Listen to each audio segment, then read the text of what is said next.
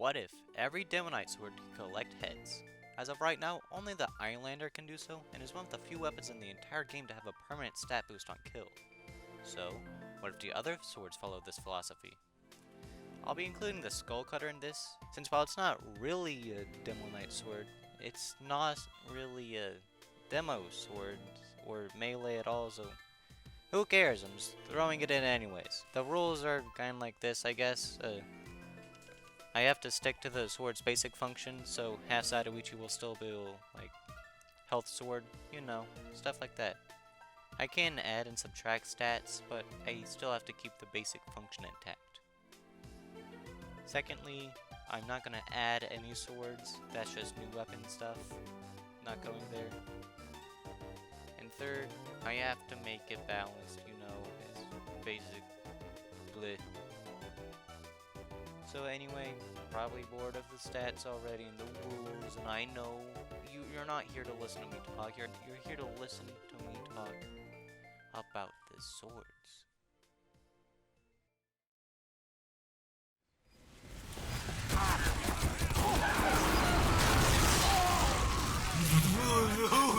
What?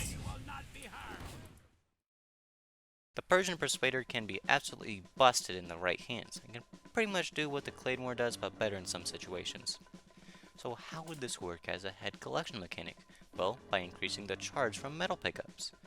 No heads would be 25%, 2 heads would be 50%, and 4 would be 75%.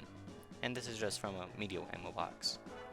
The Persian Persuader is already kind of broken, so I don't want to buff it too much, but compared to the Ironlander, it only barely matches its power, even at 4 heads itself.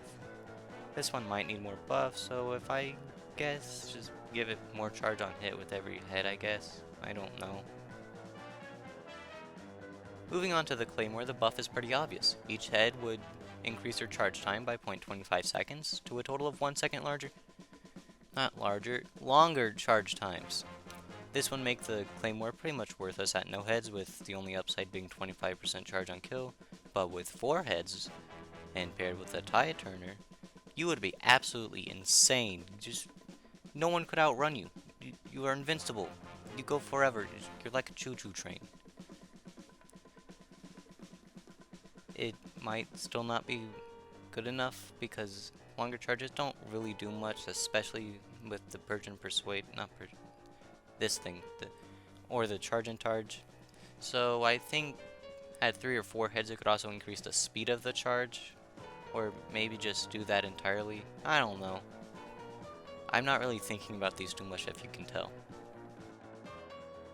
Now, the Half-Zatoichi is tricky, as there are a lot of ways to implement health on kills, and yeah, I could give you increase from health packs, or just more health in general, but I don't really care, because that's all boring. So instead, what if increased resistances? Every kill would increase your resistances by 5%, but only up to 3 heads, because this would also increase bullet damage resistance. Wacky, I know. Out of left field? Definitely. However, it's fun. I think the fire resistance on the charge and charge should increase by 2% instead of 5%, because resistance on that is already kind of broken, so meh. Finally, the Skullcutter. For this one, I don't know.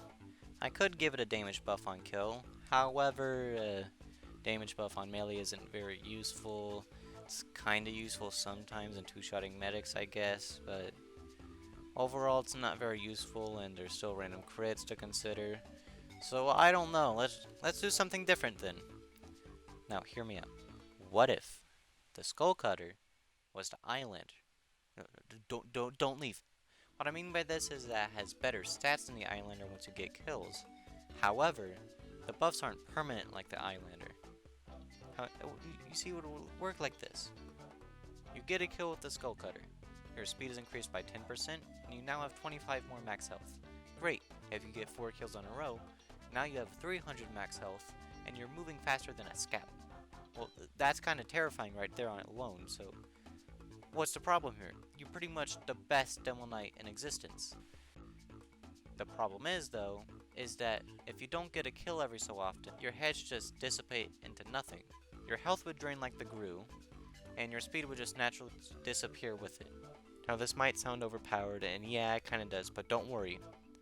I'm also planning on giving it a 25% slower swing penalty, as well as a no random crit penalty, which it should have had in the first place. This is one of my personal favorite designs, or redesigns I guess, but I guess it's kind of fair. This is most unique, it's most fun and interesting, and it would shake up demoknight a lot. So, conclusions. What have we learned from this? I don't know. I guess there is no conclusion. Meh, whatever. I'm just gonna go play Scout or something.